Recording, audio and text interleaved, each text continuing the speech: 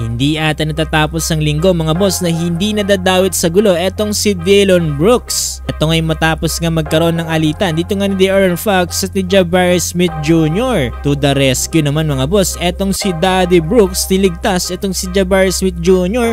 at sinugod etong si De'Aaron Fox. Ito pang isang matindi mga boss na ginawa ng referee ngayong araw sa NBA. Nag-wave lang ng kamay mga boss itong si Luka Doncic ay tinawagan na kagad ng technical foul. Ano nga bang mga nangyari sa game na to? Tara't pag-usapan natin yan.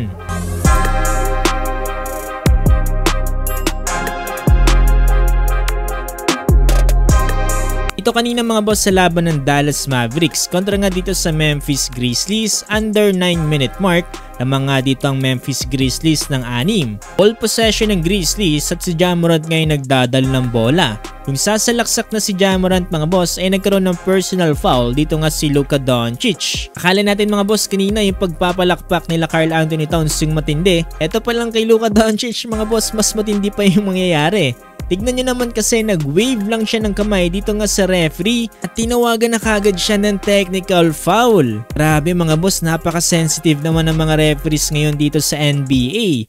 At dahil nga sa sobrang inis dyan ni Luka Doncic mga boss no, pinagbumura niya lang naman itong referee at tinignan ba naman ng masama. Kahit sinong player ba naman mga boss na wala namang ginagawa dito si Luka, nag-wave lang siya ng kamay niya, tinawagan na kagad ng technical foul. Tignan nyo naman yung mukha dito ni Luka mga boss, nagulat na gulat. Pero sa uli nagawa pa rin namang manalo dito ng Mavericks sa final score na 121-116. Nanguna nga dito si Luka with 37 points. Ito naman tayo sa naging laban ng Houston Rockets kontra nga dito sa Sacramento Kings. During second quarter kasi under 4-minute mark, possession para sa Rockets mga boss at ang may hawak ng bola ay itong si Jalen Green. Nagkaroon ng screen dito si Jabari Smith Jr. para nga dito kay De'Aaron Fox. So nga lang mga boss na parang nagkadikitan sila dito at nauwi nga yan sa pagkadulas dito na Jabari Smith Jr. at pagtawag ng personal foul dito nga para kay De'Aaron Fox. Pero mukhang hindi natanggapin ni De'Aaron Fox mga boss at sinabihan ba naman dito na nagpa-flop etong si Jabari Smith Jr. Narinig naman yan mga boss dito ni Dillon Brooks at kaagad namang kinumpronta etong si De'Aaron Fox. At tila nga ba dito na nagsimula yung trash talk ng isa't isa. Umulong naman si Malik Monk mga boss dito para kay De'Aaron Fox at tinarash talk atong si Dillon Brooks. So kasi sana mangyari dito ni De'Aaron Fox mga boss ay imbis na tawagan siya ng personal foul ay tawagan sana ng moving screen etong si Jabari Smith Jr.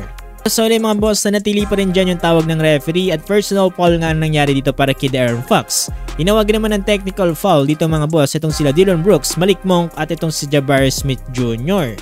Ito pang pahabol mga boss, matatapos na lang yung laban mga boss na naggalit pa itong head coach ng Houston Rockets na si Ime Udoka. Ito nga sa official matapos nga hindi na naman tawagan ng foul dito nga yung ginawa ni Sabonis dito nga kay Alperen Sengun. Dahil dyan mga boss parang gusto nang sugurin dito ni Ime Udoka itong official. Sobrang galit niya nga dyan mga boss, kasama niya dito si Alperen Sengun ay na-eject sila dito sa game na to. Sabi ng mga officials ng NBA mga boss. Dito nga pala sa naging laban na to mga boss, panalo ang Sacramento Kings sa final score na 120-111. Pinasag nila mga boss yung win streak dito ng Rockets. Saan pinangunahan ni Sabonis with 27 points, De'Aaron Fox 22 points. Para naman dito sa Rockets, Jalen Green 28 points.